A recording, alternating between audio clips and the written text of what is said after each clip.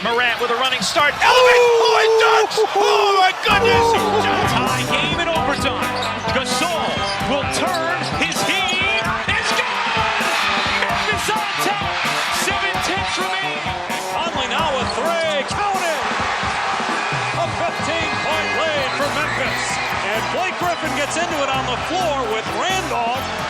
Hard to tell if there are any punches being thrown under there, but Griffin took acceptance. Adams going long. Morant. He hit it. John Morant. Insanity. You gotta be kidding me. Welcome to Grits and Grinds, a Memphis Grizzlies podcast. My name is Keith Parrish. The Grizzlies lost at home to the Raptors on Wednesday night. They fell to 1-2 on this quick 3-game homestand. They lost to their former assistant, Darko Rajakovic, and now the Grizzlies head out on a West Coast road trip, still kind of trying to figure out what exactly is going wrong with this team. This was not a positive loss. This was yet another game where the Grizzlies found themselves down by 20 points in the second half. It was yet another game, specifically home game, where they shot a lot of threes and didn't make that many of them. Before I get into the game, just a quick word, though, from Underdog Fantasy. If you want to play fantasy sports for cash, if you want to play fantasy sports in a unique and new way, try out Underdog Fantasy. If you use promo code FBBF, they will match your opening deposit up to $100. All right, the final score was 116-108, but honestly, that doesn't reflect how terrible the Grizzlies' offense was. They eventually got it going in the fourth quarter, and it was somewhat competitive, I guess. They made 6 out of their 11 three-point attempts in the fourth quarter. Zaire Williams had 12 points of his 18 in the fourth quarter, and that made it more respectable, and you thought maybe we'd get lucky and have yet another maybe fourth quarter comeback, but it was too little too late, and Emmanuel Quickley and Pascal Siakam overwhelm the Grizzlies. Now, I'm going to start this one, I think, just with the three-point shooting and the bad offense. The lull, which normally waits until the second quarter to set in, it set in a few minutes early, where the Grizzlies were ahead 25-17 with 3 minutes left in the first quarter, and then they only scored 23 points for the remainder of the first half, found themselves down 62-48, and it was again three-point shooting, and specifically missed three-point shooting, and it has become, I think, a pretty severe problem where this is the game plan. There's no way it's not the game plan. And other teams are packing the paint and daring the Grizzlies to make shots, and the Grizzlies aren't really doing it. And continuing maybe the frustration for me about this is you had some of your main guys making three-pointers. Like Ja Morant made 3 out of 6 three-pointers. He hit 2 3-pointers early. He's now made 2 or more threes in 3 straight games. So, like, all right, they're leaving Ja open. He actually made them. Desmond Bane didn't get that many three-pointers attempted. He was 2 out of 6, which is definitely in the realm of normal outcomes. But Bane shot 50% from the field, scored 22 points, and you're still having these offensive struggles. And Jaren made 4 out of 8 three-pointers. So you're saying, hey, Jaren and Bane and Ja, your 3 best players, made 9 out of 20 three-pointers. That's good. It didn't matter because everybody else just basically couldn't even step up. I mean, even Zaire, 4 out of 7 three-pointers, and you finish with this decent number, 15 out of 42 from 3. That is good for the Grizzlies, but it's basically league average. That's a 35.7% three-point percentage, and you're just not doing enough of everything else. And now for the season, the Grizzlies are they're last in three-point percentage. They're 5th in the percentage of attempts they take that are three-pointers. 40% of the Grizzlies' field goal attempts are threes. That's the 5th highest three-point frequency in the NBA, and they're last in three-point percentage. They're also 29th in field goal percentage at the rim. So all of that's kind of bad. They're 2-12 now when they attempt 40 or more three-pointers. I think there's a correlation there. If we're settling for outside shots, we're going to continue to struggle. Like we hoped Luke Kennard would fix it. Luke Kennard made his threes the previous 2 games. He was 0 for 4 in this one. But even with Luke Kennard on the court, there's still not enough spacing. Everyone is selling out to stop Ja Morant and Desmond Bane. And in this one, Ja and Desmond had good offensive games. Ja Morant had 28 points and 9 assists, only 2 turnovers. Ja, 10 out of 18 from the field. You combine that with Bane, with his 22 points, 8 assists, and no turnovers. Both Ja Morant and Desmond Bane made 50% or better of their field goal attempts. They combined for 50 points, 17 assists, and 2 turnovers.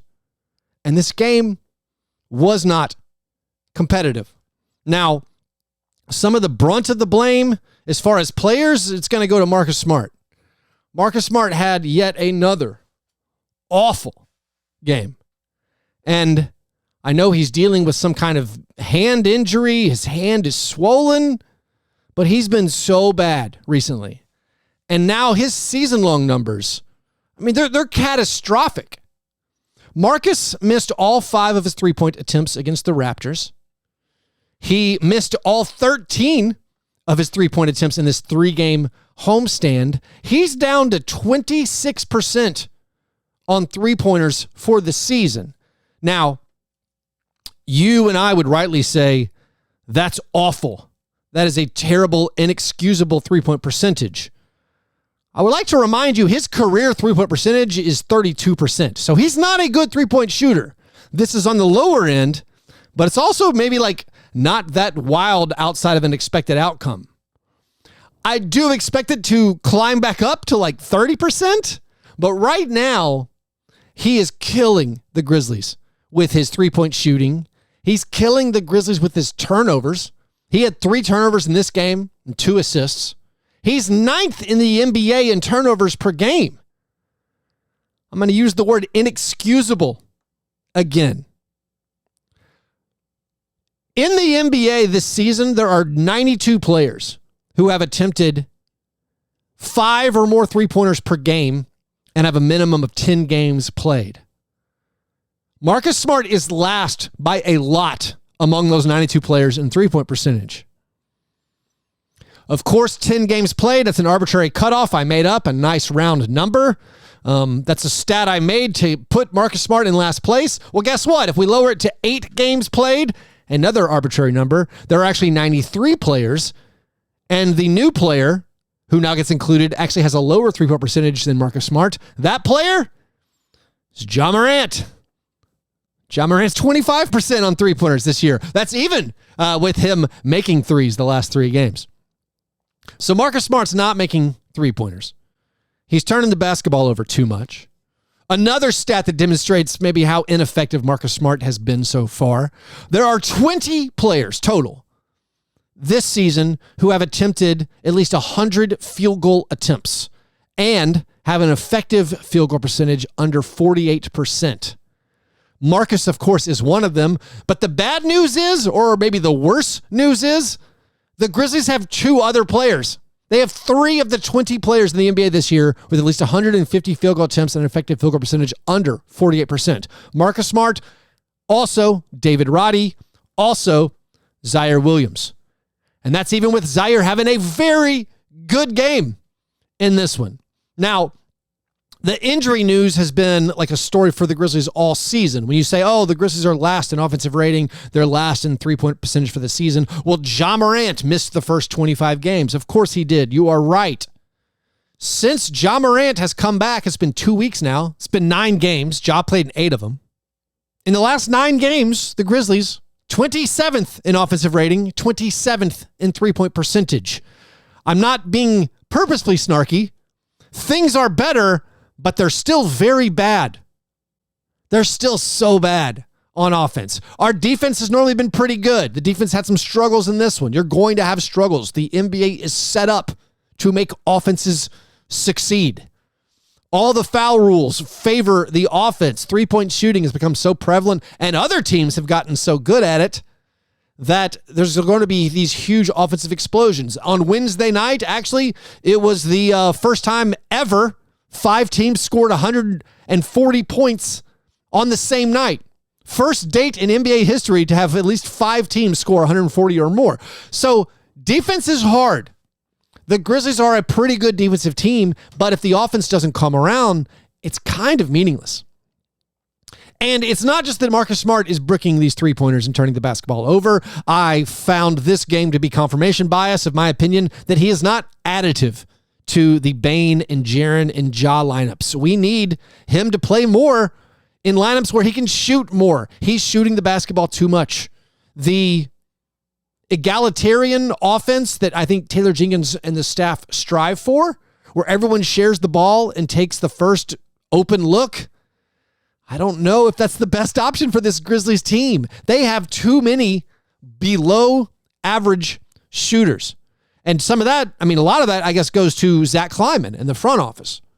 You look up and down this roster, and it's all below average shooters. You have Luke Kennard and Desmond Bane, elite three-point threats. After that, Santi is the next best three-point shooter. He's at 35%. You might call Santi an above-average three-point shooter. By the numbers, he's league average. Everybody else, catastrophic. Marcus Smart, Ja Morant, Jaren Jackson Jr., Zaire Williams, David Roddy, John Conchar, Derrick Rose, Xavier Tillman, Vince Williams Jr. Every one of those guys is 33% or worse. Most of those guys are in the upper 20s on three-point percentage. The Grizzlies have fewer shooters than basically any team in the NBA, and that's after 2 straight off seasons of them specifically addressing shooting and trying to add shooters to the roster. That's a total miss. And right now, you look at that Marcus Smart trade, total miss. He's averaging 4 assists and 3 turnovers per game. They're 4-13 when he plays. It's been a mess. And beyond the roster limitations, I think you got to highlight again the strategy. It looks like the strategy is just to continue to fire three-pointers and also not crash the glass. I saw that clip that the Steven Adams Twitter account put out of all of Domantas Sabonis' rebounds in the Kings game. And after the game, I believe it was DeMichael Cole asked Taylor Jenkins, hey, what did you see out there with Domantas Sabonis getting more rebounds than your entire starting lineup? And Taylor Jenkins was like, they were all defensive rebounds, so maybe that meant he didn't care as much about them, which is fair. The Steven Adams Twitter account put up this clip where it was showing that every rebound basically that Domantas Sabonis got, totally uncontested because the Grizzlies have prioritized getting back on defense. And there's a trade-off there.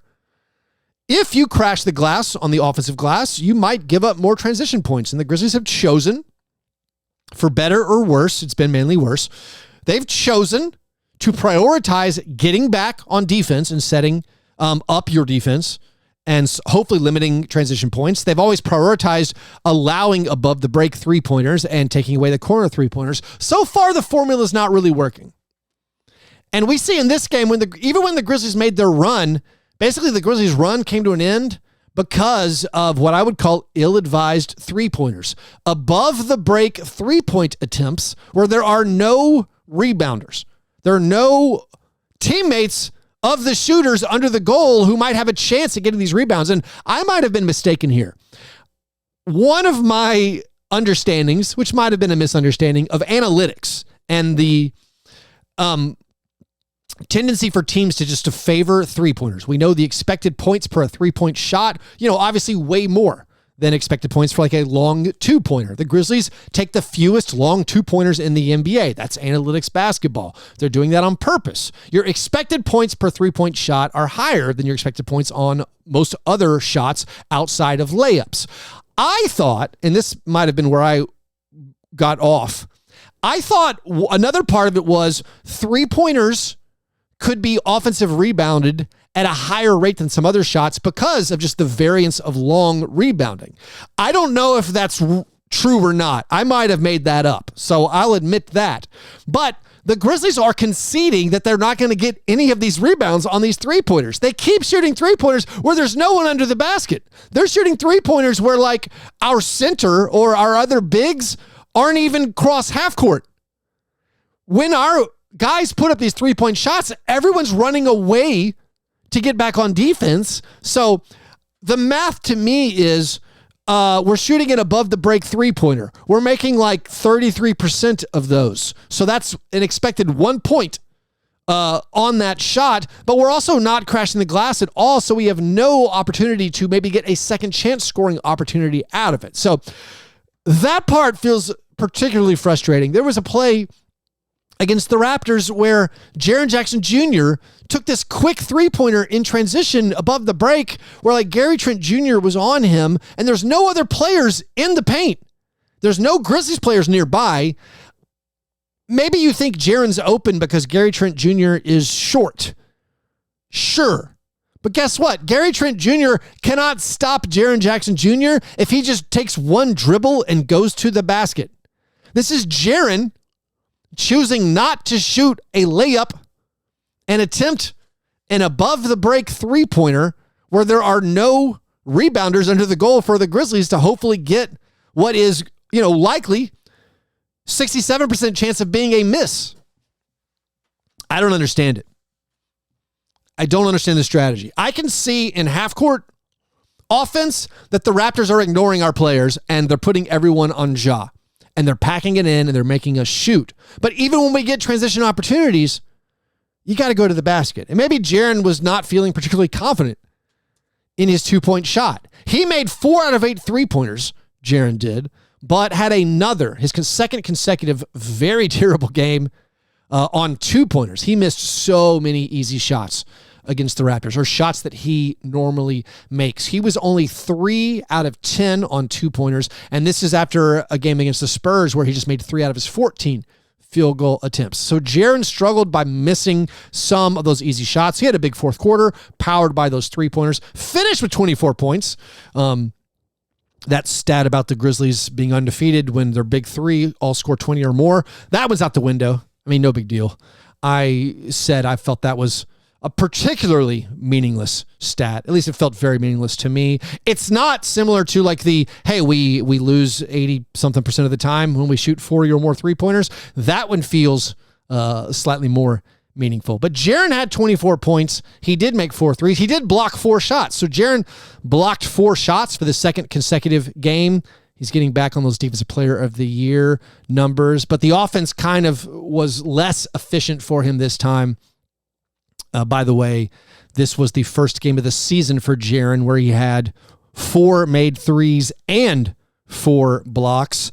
It was the 4th game of his career with at least 4 blocks and 4 made threes. He's the only player in Grizzlies franchise history to have a game with at least 4 blocks and 4 made threes.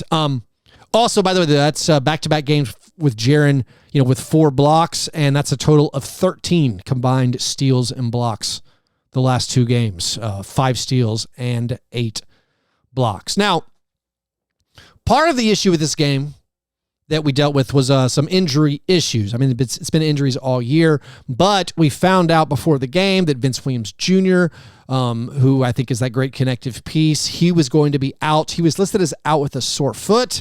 I'm inferring that's just him not playing on the second night of a back-to-back. It felt like rest. Also, him being listed as out means he wasn't on the active roster, which I think means he still has 17 games left that he can play before he has to be converted to a regular roster spot. So I was dubious that Vince was actually hurt. Derrick Rose actually hurt. He was unavailable for this game. If you remember, after playing in the first half against the Spurs, he did not play in the second half, was listed out with a thigh injury. He is now, once again, week to week with this injury. So you look back at the Marcus Smart acquisition in the offseason, not working out so far. And then you look at the Derrick Rose signing. It was shocking in the moment. And now he's out once again with injury. I mean, the common thought on Derrick Rose was his body is not going to let him play. That's what everyone thought of Derrick Rose. That's why the signing was shocking. And for someone who allegedly was not signed to babysit Ja Morant and was not signed as a PR stunt to sell jerseys and tickets while Ja Morant was suspended, that signing just looks terrible. He's not helping you win basketball games. Is he good for the locker room? I don't know what that means. All I can judge is we're losing basketball games. We need someone to play in this roster spot that can improve the on-court product, and that hasn't happened so far. So no Vince Williams Jr. in this game. No Derrick Rose now for a little bit. That meant that Zaire got his opportunity. It also meant that Conchar and Roddy got back in the game. So instead of keeping that shortened rotation on the second night of a back-to-back, remember they only played 8 players in the second half against the Spurs. They actually played 10 players in the first half where they had Conchar and Roddy kind of taking over the Vince minutes. And then Zaire got in as that 10th man. I'm pretty sure he only played because Roddy was ineffective. I think they actually were going with a 9-man rotation using Kennard and Aldama and Roddy and Conchar off the bench, but Roddy was so ineffective, they gave Zaire a chance. Zaire made 2 3-pointers at the end of the first half. That basically won him playing time in the second half, and that's how you ended up with such a good Zaire Williams game. I mean, this was a tantalizing game from Zaire Williams. He made those 4 threes. Anytime a guy makes 4 threes, you're going to look pretty good. He also contributed 6 rebounds, 2 of them on the offensive glass, and also my favorite play he made, he got that big steal in the fourth quarter where he ripped the ball away from Pascal Siakam. That play was awesome, and that was very impressive, and that's one of those reasons why I think you're still going to probably keep giving Zaire minutes, because when he flashes, you're like, oh, that's what a real NBA player looks like. That's who we need on this roster, or that's the kind of contribution we need on this roster. So a good game from Zaire. Yet another disappointing, performance from Roddy. Conchar didn't do very much. And I guess we can kind of wrap up with the decision at the center spot. Now, Sean Coleman and I on Wednesday's episode, we're talking about how we both kind of preferred that Xavier Tillman would start. Well, Xavier Tillman did start in this game. And frankly, I'm guessing the decision had very little to do with Tillman's ability, and it had more to do with just giving Bismack Biyombo a night off on the second night of a back-to-back. Our hope, my hope and Sean's hope, was like Tillman out there would at least provide one more offensive threat, someone who would at least look at the basket and shoot every now and again, and that didn't really turn out to be the case. I mean, Tillman had 4 points and 5 rebounds and 2 assists. But I think the most damaging thing was Scotty Barnes was helping so far off of Tillman because Tillman can't really catch alley-oops. And if he's not a lob threat, I think Barnes was thinking, I can cheat so far off of Xavier because what's he going to do? I don't think the lob's going to be there. If he catches it, he takes a long time to shoot and finish. I think I can recover, probably contest that shot. Or if he goes out on the perimeter, what is he going to do? Shoot a 3-pointer? Good. So you saw just more of these spacing issues where the Raptors could play a zone. They could force the Grizzlies to have these terrible shooting percentages, make life difficult, relatively difficult on Ja and Dez, make Ja and Dez give the ball up, and then you get it to other players who are not nearly as effective. And that is how the Grizzlies end up 1-2 on this 3-game homestand, where you kind of figured worst case scenario, you got to go 2-1. Now you head out on a road trip. I mean, the positive thing about this road trip is you're playing the teams you need to beat. All right, you're playing the Lakers on Friday night. The Lakers might fire their coach very, very soon. There was a Shams Charania report that 6 Lakers sources talking about the disconnect between Darvin Ham and the roster. The Lakers are currently in 10th. They're a game below 500, but the Grizzlies are going to go play at the Lakers. That's one of the teams you have to catch. They're going to go play at the Suns. The Suns are in 9th place. That's one of the teams you have to catch. So I would say losing these games at home against the Kings and the Raptors, like, it's a big deal. And it makes the idea of playing for the postseason, more unlikely. But at least now, where the games are quote unquote harder, you're playing teams that if you beat them, it's like picking up an extra game. So you're playing, the Lakers and the Suns. And then after that, you play at the Mavericks. So the Grizzlies have a chance to sort of control their own destiny here. But that's big picture stuff. The small picture stuff is they have to figure out a way to fix this offense. They have to figure out a way to play somewhat similarly to how they did last year, where they were more of an average offense. They're awful. And, you could probably point to the change in the coaching staff. That's, I think, a reasonable thing to do, to be like, oh, we lost Darko Rajakovic. He was the guy in charge. He was the guy in charge of the offense. We brought in a new guy. Well, so far that looks terrible. I mean, maybe that's not the way it actually is. Maybe that's unfair to Patrick St. Andrews, but what's different is the question. And, all right, we lost Tyus Jones and Dylan Brooks, and we brought in Marcus Smart and Derrick Rose. Ideally, Bane and Jaren and Ja would get better, but I don't know. I think Bane has been better this year. Jaren's offense has been, I think, pretty good for him, but the overall sum of the parts has been less than expected. And the Grizzlies now just have a lot of questions to answer. But anyways, that is all for today. I appreciate you guys as always. Please subscribe to the Grits and Grinds YouTube channel if you don't. Write me a 5-star review on whatever podcast app you are listening to this episode on. Also, if you really want to support the show, join the Patreon community, patreon.com/fastbreakbreakfast. Come join that Slack channel. Come join the Grits and Grinds Slack channel. Also, I just posted a bonus episode of Fast Break Breakfast with John Burr. We talked a good bit about the Grizzlies on that. So if you want some extra content, you want to support the creation of these episodes, join the community at patreon.com/fastbreakbreakfast. All right. Appreciate you guys listening. Hope you have a great Thursday. I'll talk to you soon. Go Grizz!